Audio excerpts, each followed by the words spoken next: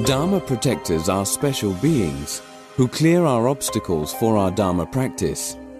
Historically, several Dharma protectors were brought from the great monasteries of Bodh Gaya and Nalanda in India to Tibet to protect Buddha's sacred teachings from being lost or becoming corrupted. There are both enlightened and unenlightened Dharma protectors, and different protectors will arise at different times to fulfill different purposes. Dharma protectors help provide for us on both a spiritual and worldly level. On a spiritual level, they clear obstacles for our Dharma study and practice, helping us to gain attainments and wisdom to guide our own lives. On a worldly level, they remove problems and provide the resources we need to practice Dharma smoothly. For example, if we had enough money, and if our family life was harmonious and stable, we could practice Dharma more easily. Enlightened protectors will not help us to go deeper into samsara. Dorje Shugden is an enlightened Dharma protector of this time, arising specially to guard the precious teachings of the Dharma and to protect Dharma practitioners of this day and age. Dorje Shugden is an emanation of Manjushri, the Buddha of wisdom, who manifests at this time to pave the way for the immense beneficial growth of Dharma in the world. Although Dorje Shugden manifested around 350 years ago, this great being comes from a long lineage of great masters. The line of his illustrious incarnations can be traced all the way back to the time of the historical sage, Buddha Shakyamuni, when Manjushri emanated as a student of Shakyamuni. Buddhas often emanate into various forms in this way for specific purposes and to accommodate the needs of beings at that time and place. The earliest recorded lineage master of Dorje Shugden's incarnation lineage was one of the legendary 84 Mahasiddhas of India. The Mahasiddha Birwapa, an emanation of Manjushri who lived in the 9th century, was especially famed for his erudite teachings and ability to manifest many miracles. The next key incarnation of this lineage was Lord Duldzin Drakpa Geltsen, one of Lama Tsongkhapa's 8 closest disciples. Lord Duldzin was famed throughout the land for his pure morality, for upholding his Buddhist vows. His very name Duldzin meant Vinaya, vow holder. He was also known for overseeing the full construction of Ganden Monastery. This would become the first and most prominent monastic institution of the Gelugpa lineage, which was established by Lama Tsongkhapa. One day, as Lama Tsongkhapa was giving teachings to a large assembly of monks, a white dove appeared and circled above continuously, disturbing the teaching. Lord Duldzin recognized the dove as the Dharma protector Nechung, but did not say anything during Tsongkhapa's discourse. After the teachings, when Lama Tsongkhapa and all the students had left the hall, Lord Duldzin remained behind, alone, and addressed the dove. Nechung, why are you disturbing my Lama's teachings? He asked sternly. What do you want? The dove then transformed into a small boy, dressed all in white, who walked up to Lord Duldzin and said, I need your help. Lama Tsongkhapa has taught Nagarjuna's middle view perfectly. An uncommon protector needs to arise to protect these perfect teachings. I cannot do this, as I have already promised Guru Rinpoche that I will protect Buddhism in general.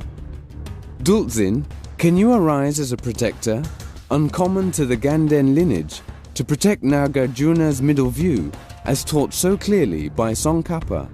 Will you promise to do this? Duldzin nodded as he said, Yes, I will do it, I promise. The small boy said to Lord Duldzin, Do not forget your promise. Then he disappeared. In his next life, Duldzin manifested as the legendary scholar Panchen Sonam Drakpa, renowned for his profound knowledge and powerful eloquence in debate. He became the first and only person in history to be abbot of all 3 great Gelug monasteries, Ganden, Drepung, and Sera. He also ascended the illustrious throne as the 15th Ganden Trippa, a highly respected position that represents Lama Tsongkhapa on earth. Panchen Sonam Drakpa was extremely erudite, scholarly, and sharp in his wisdom. He was particularly famed for writing 11 definitive volumes of philosophical teachings that are still being studied in Ganden Shatse and Drepung Losaling today, as the central syllabus for becoming a Geshe, the equivalent of a PhD in Buddhist studies. These 11 volumes are also studied in other major monasteries as comparative studies.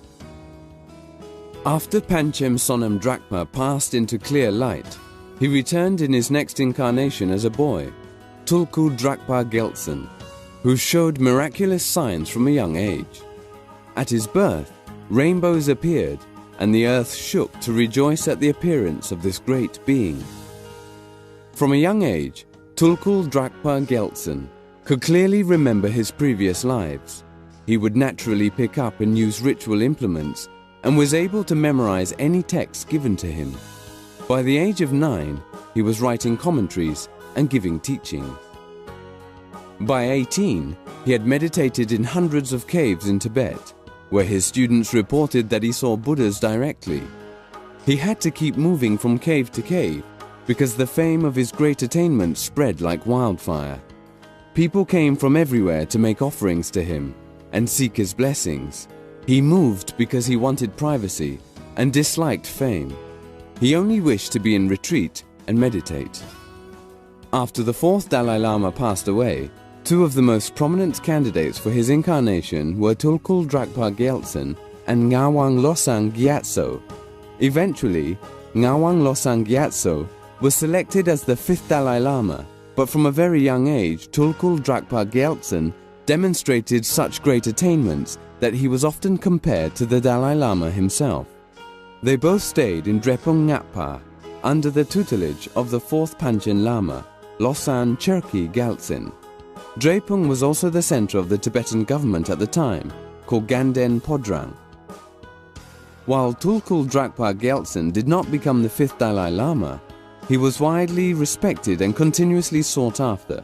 Streams of people would come from far and wide just to pay their respects. Tibetan nobility, Chinese and Mongolian royalty often traveled huge distances to request blessings and teachings from him. As Tulku Drakpa Gyaltsen lived within the same monastery as the 5th Dalai Lama, students of the Dalai Lama saw the increasing numbers of students' attention and sponsorship that Tulku Drakpa Gyaltsen received. The great 5th Dalai Lama was unaffected by this, but his attendants thought that it was not right that Tulku Drakpa Gyaltsen was more popular than the 5th Dalai Lama and became very jealous. One day, Tulku Drakpa Gyaltsen had an audience with the protector Nechung, who spoke to him through an oracle. An oracle is a specially trained person who can channel beings from a different realm, such as Dharma protectors. The oracle asked him, "Are you ready? Do you remember your promise?" Tulku Drakpa Gyaltsen was surprised and asked, "Ready for what? I don't remember any promise." The oracle picked up some rice, blessed it, and gave it to Tulku Drakpa Gyaltsen to eat. The oracle said, "You made a promise that you would arise as an uncommon protector. Take this and you will remember. Can you arise as a protector to protect Nagarjuna's middle view, as taught by Tsongkhapa? Will you promise to do this?" "Yes, I will do it, I promise." Tulku Drakpa Gyaltsen ate the rice and remembered. He exclaimed, "I remember now." He then said, "But I have a problem. I don't have anger in my mind stream. How can I arise as a wrathful Dharma protector if I don't have anger?" Nechung replied, "I will help you." And so Nechung began to create the conditions for Tulku Drakpa Gyaltsen to manifest and emerge as a supreme Dharma protector. He fanned intrigue and whispers of discontent among the disgruntled, jealous students of the 5th Dalai Lama, and the circumstances for the long foretold protector began to arise. "You better do something. This is getting too much. Tulku Drakpa Gyaltsen is stealing the limelight again. We can't let that happen." They eventually decided and justified that for the sake of the Buddha Dharma, they had to kill him. The attendants of the fifth Dalai Lama began to plot and plan ways to assassinate Tulku Dragpa Gyaltsen, and various murder attempts were made. First, they tried to poison him, but to no avail. Tulku Dragpa Gyaltsen was so highly attained that he had full control of the winds and energies of his body. The poison was simply expelled, and he remained unaffected. They then plotted to seek audience with Tulku Dragpa Gyaltsen, under the guise of respectfully making offerings to him. As they approached him, they withdrew a knife that was hidden under the offerings and tried to stab him to death. Again, their attempts failed. Wherever they tried to stab him, eyes would spontaneously appear on his body and look back at them. No matter what they did, those who hated Tulku Dragpa Gyaltsen just could not kill him. Out of compassion and realizing what needed to be done, Tulku Dragpa Gyaltsen then told them, "There's only one way you can kill me in this life. You will have to choke me with a cutter." And so they did. They killed Tulku Dragpa Gyaltsen by stuffing a cutter down his throat. As he was suffocating, a slight amount of fierce energy resembling wrath arose in Tulku Dragpa Gyaltsen as he passed into his next emanation. At Tulku Dragpa Gyaltsen's funeral, many turned out to mourn the great master. Representatives of the Chinese emperor, princess of Tibet, and high lamas of monasteries all came to pay their respects. Tulku Dragpa Gyaltsen's body was placed on a huge funeral pyre that was specially prepared for this highly respected lama. Then his attendants tried to light the pyre. However, no matter what they did, the pyre refused to catch fire and would not burn. Amidst this turmoil, the great fifth Dalai Lama found out that Tulku Dragpa Gyaltsen had been murdered by the Dalai Lama's own attendants. The Dalai Lama was instantly and deeply regretful, exclaiming, "Oh, what did my people do?" The Dalai Lama immediately composed a prayer in poetic form as an apology, which praised Tulku Dragpa Gyaltsen's qualities and expressed his own great remorse for what his people had done. The prayer was brought down on a tray from the Dalai Lama's residence to the funeral pyre. When Tulku Dragpa Gyaltsen's main attendant read aloud the prayer composed by the fifth Dalai Lama, the fire caught alight on its own and the pyre started to burn. As the fire began to gain strength and the pyre broke into flames, Tulku Dragpa Gyaltsen's main attendant slapped his robe on the pyre in frustration and exclaimed, "What kind of High Lama are you? How can you let them kill you and not do anything?" Suddenly, a thick gust of wind and smoke swirled out from the funeral pyre, arose into the sky and covered all of Lhasa, in the shape of a large hand. As it swept through the sky, earthquakes shook the land, hail fell, cattle died, crops failed, and there was famine throughout the land. These were all signs of the cumulative negative karma of the people who had destroyed a holy being like Tulku Dragpa Gyaltsen. The Dalai Lama sensed that it was a bad omen. "We have wronged Tulku Dragpa Gyaltsen," he said. "He has died and become a raging evil spirit." There was no peace in Lhasa from that moment onwards. The Dalai Lama could not even drink a cup of tea in peace. The teacup would tremble every time he brought it to his lips. The Dalai Lama then decided to call upon the powerful Mint-Rolling Lama, one of the highest lamas in the land, who was most renowned for destroying evil forces in the Tibetan mountains. Mint-Rolling Lama began a series of fire puja rituals, known to be very powerful for exorcising the most potent of spirits and sending them to celestial pure lands. By his powerful meditations, Mint-Rolling Lama would place the spirit on a ladle, which would then be tipped into the fire, burned and exorcised. But as he did so this time with this spirit, something strange kept happening. Each time, just as he dropped this spirit into the fire, Yamantaka, the most ferocious emanation of Manjushri, would arise out of the flames and come back onto the ladle. Another time, as Mint-Rolling Lama was again focusing on the ladle, the Dharma protector Setra appeared as the mirage of a beautiful, seductive female who distracted Mindrolling Lama by dancing in front of him. This made Mindrolling lose his concentration just for a moment, during which Dorje Shugden left the ladle and disappeared with Setra. After many rituals were conducted, and when the Lama still could not destroy Dorje Shugden, the Dalai Lama eventually realized that he was not an evil spirit after all. He proclaimed then, "He has become a Dharma protector, and I will authorize it." The Dalai Lama wrote an official proclamation and a prayer, recognizing that Dorje Shugden was a direct emanation of Tulku Drakpa Gyaltsen and an undisputed Dharma protector for these times.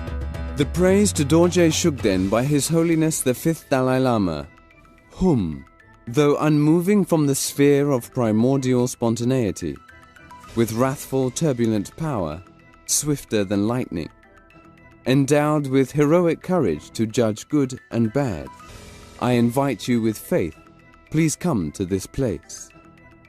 Robes of a monk, crowned adorned with rhinoceros leather hat. Right hand holds ornate club, left holds a human heart. Riding various mounts such as Nagas and Garudas, who subdues the mammals of the charnel grounds, praise to you. Samaya substances, offerings and torma, outer, inner and secret. Favorite visual offerings and various objects are arranged.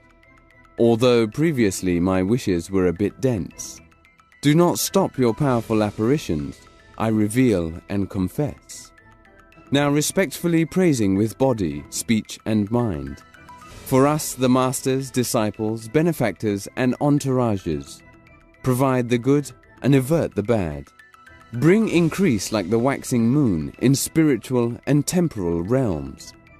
Moreover, swiftly accomplishing all wishes, according to our prayers, bestow the supreme effortlessly, and like the jewel that bestows all wishes, always protect us with the three jewels.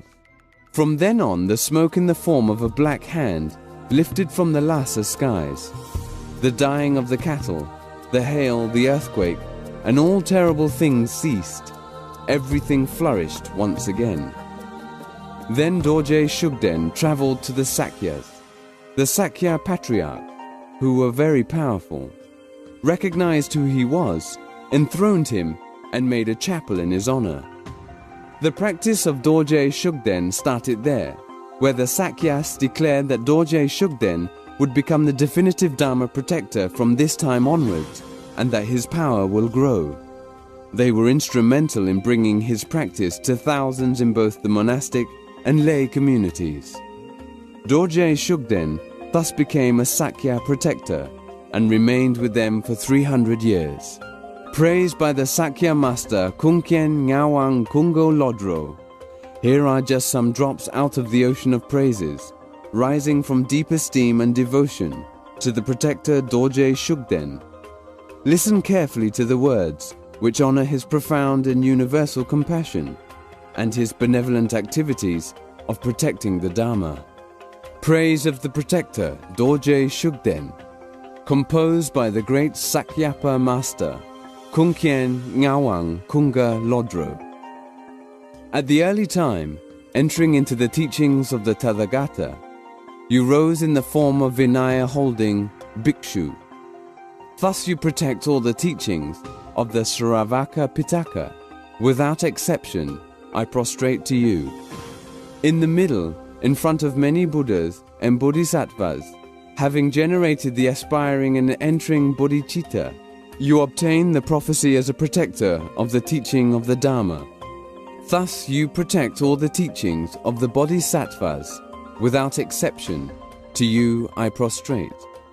In the great mandala of the ocean of Tantras, initiated by Vajradhara and receiving the Samayas, thus you protect all the teachings of the profound Tantra.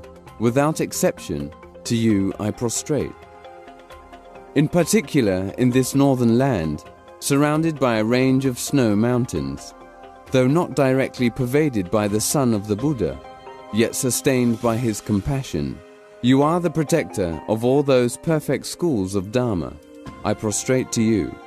All the great holders of the teaching, who comment according to one's own views, the entire Tripitakas, the Tantras and their commentaries. You are the very protector of all the holders of the Dharma.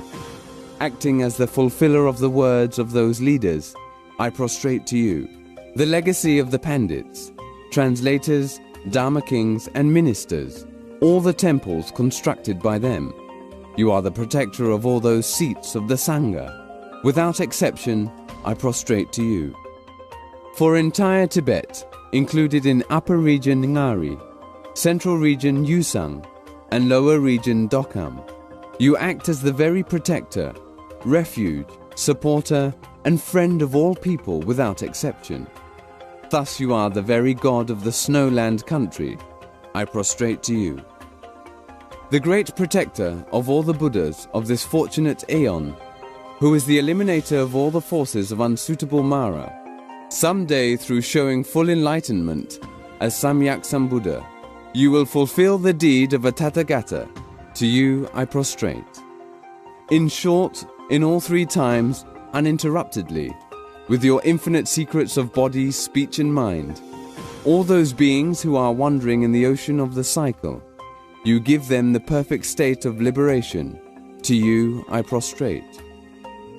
Thus, by the power of venerating you with this ocean of melodious praise, through generating delight, compassion and benevolent force of your mind, please fulfill the activity for increasing of virtues, pacifying of disfavorable interferences, and accomplishment of all the purposes in accordance to Dharma. Several hundred years later, there appeared a great Gelugpa Lama, Tagpu Pema Vajra, who was known for his powerful ability to travel to many celestial places. Once, during his meditation, Tagpu Pema Vajra went to Ganden heaven, the pure paradise of the future Buddha Maitreya. There the great Maitreya was seen to be sitting in the center, surrounded by an assembly of high lamas, and Lama Tsongkhapa's 8 main disciples, one of whom was Duldzin Drakpa Gyaltsen. Tagpu Pema Vajra folded his hands and humbly appealed to Duldzin Drakpa Gyaltsen to expound on the mystical Tantra, Mandala teachings, and lineage of Dorje Shugden. From Duldzin Drakpa Gyaltsen's heart, rainbow lights shone forth to Tsongkhapa's heart. Then lights emanated back from Tsongkhapa to Duldzin Drakpa Gyaltsen's heart. From there, lights radiated out from him to a place under Tsongkhapa's throne. Suddenly and spontaneously, in front of the entire assembly, the mandala of Dorje Shugden blazed forth from under Tsongkhapa's throne.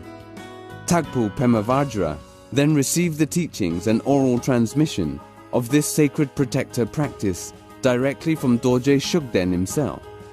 After this, the whole mandala dissolved back under the throne. Tagpu Pema Vajra came back from his meditation and immediately composed the lineage prayer and practice, which he had received from Dorje Shugden. He passed this down to his closest disciple, the renowned Pabongka Rinpoche. Pabongka Rinpoche was one of the greatest Buddhist masters of the 20th century and among the most influential teachers in Tibet. He was recognized by the eminent Sherpa Rinpoche, Choje Losang Dagi, who advised that he should go to Serame Monastery to pursue his studies. Although he had a mediocre academic career at that monastery and was often ridiculed for being dull, everything changed when he met his root guru, Tagpu Pema Vajra. For 10 years, Pabongka studied the Lamrim under Tagpu Pema Vajra, and by his pure guru devotion and consistent effort, he became an erudite scholar. Pabongka Rinpoche was an extraordinary practitioner and teacher, known especially for his mastery of the Heruka body mandala and the Vajra Yogini practice. There is even a famous story of Heruka appearing to Pabongka Rinpoche when he visited Chimburi in Tibet. When he first went to Chimburi, an image of Heruka spoke to him, and as he opened his mouth, a tremendous amount of nectar flowed forth. In front of over 60 people, Pabongka collected this nectar from Heruka's mouth and this was then made into healing nectar pill. In this very same cave in Chimburi, Heruka also promised Pabongka Rinpoche the following: "From now on, for the next 7 generations, I will protect and help anyone who practices my teachings." Thousands of people then received the Heruka body mandala and every teaching on it directly from Pabongka. This is why Pabongka is still, to this day, considered to be a living emanation of Heruka. As he was very popular, with thousands of students from all over Tibet, the 13th Dalai Lama observed him and his teachings very closely, but could find no fault with Pabongka. At the time, Pabongka was teaching the Lamrim according to the little-known southern tradition, and many scholars debated the source of these teachings. The 13th Dalai Lama thus decided to question him on this. Pabongka Rinpoche dictated a letter to the 13th Dalai Lama to explain with detailed references to books in the Dalai Lama's private room. When the Dalai Lama checked these books and references in his library, the details were exact and accurate. This open show of clairvoyance immediately silenced the 13th Dalai Lama and quelled his doubts. Pabongka Rinpoche was so respected that he was invited to both Nyingma and Gelugpa monasteries throughout Tibet, where he gave teachings according to the varying levels and state of their minds. While he was a very sound Gelugpa Lama, he was also able to teach students of other traditions perfectly.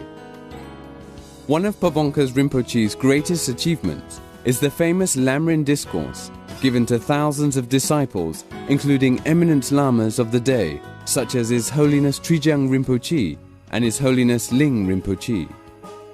Among his many distinguished deeds and teachings, Pabongka Rinpoche also composed Dorje Shugden's sacred Kangsol, melodious drum victorious in all directions, based on the vision of his guru Tagpu Pemavajra.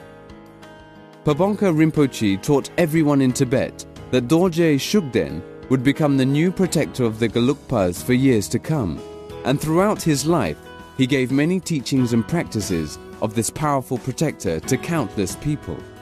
"We must bring him to the world now and worship him," he advised. In 1949, when Tibet was experiencing unrest, Pabongka Rinpoche knew he could not leave Tibet and foresaw that the teachings may be lost.